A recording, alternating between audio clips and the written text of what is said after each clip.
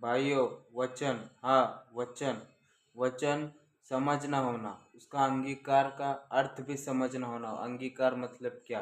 अंगीकार मतलब वचन समझ में आना। लोग आजकल क्या करते हैं? बाइबल लेते हैं, पढ़ते हैं, छोड़ देते हैं, लेकिन उसको गहराई से समझने की कोशिश नहीं करते। वो रहस्य को समझने की कोशिश नहीं करते, अपने दिल से उसे नहीं पढ़ते, अपना दिल कहीं और लगा लेते हैं। खाली उसको एक किताब की तरह पढ़ते हैं और प्रार्थना कर देते हैं और रख देते हैं, कहीं पर रख देते हैं। वैसा मत करो भाइयों, उसे समझने की कोशिश करो। उसका एक एक शब्द आप समझने की कोशिश करो, अपने दिल में बसाओ, एक शब्द बार बार वो दोहराओ।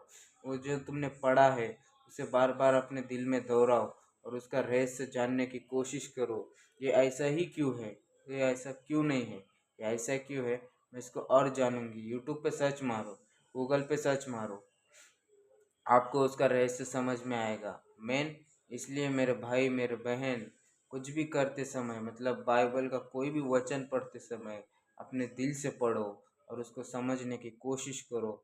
जैसे कि आजकल के जो नौजवान लड़के लोग और लड़की लोग कर रहे हैं, चर्च में जाते हैं, पास्टर वहाँ से वचन सुनाते हैं, हमारा ध्यान उस वचन के पास नहीं होता, हम बोर हो जाते हैं और हम बोलते हैं ये कब ख़त्म हो जाएगा चर्च, हम कब घर जाएंगे और आराम से टीवी देखेंगे, मोबाइल देखेंगे, जो कुछ करना है कर लेंगे।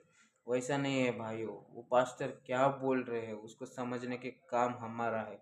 उसको समझो, पास्टर क्या बता रहे हैं, अपने मन पूरा उनकी तरफ लगाओ, अपने मन से वो पूरा समझने की कोशिश करो आप लोग, और उसको जानने की कोशिश करो। पास्टर ने आज ऐसा क्यों बताया, ऐसा क्यों बताया, उसको आप समझने की कोशिश करो और वही वचन बाइबल में ढूंढने की कोशिश करो और उसको बार बार दोहराओ।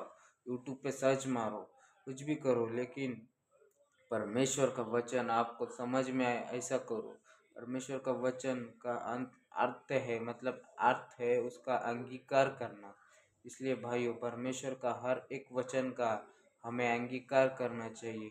उसके वचन को हमें प्यार से समझना चाहिए, उसके वचन को हमें गहराई से समझना चाहिए, ना कि एक कहानी की तरह छोड़ देना चाहिए। इसलिए मेरे भाई, इसलिए मेरे बहन, बाइबल को कभी हल्के में मत लेना। परमेश्वर का हर एक शब्द है, वचन, उसको कभी हल्के में मत लेना।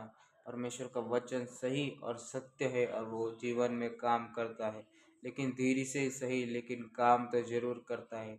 इसलिए अपने पापों से मन फिराओ, प्रभु यीशु के पास आओ, घुटने टेको, हाथ जोड़ो प्रभु से, सॉरी कहो, माफ़ी मांगो और परमेश्वर के पास आओ। बाइबल पढ़ो, परमेश्वर का वचन समझने की कोशिश करो। प्रभु आपसे बहुत प्यार करता है। आज भी मौका है, प्रभु यीशु के पास लौट आओ। आमीन।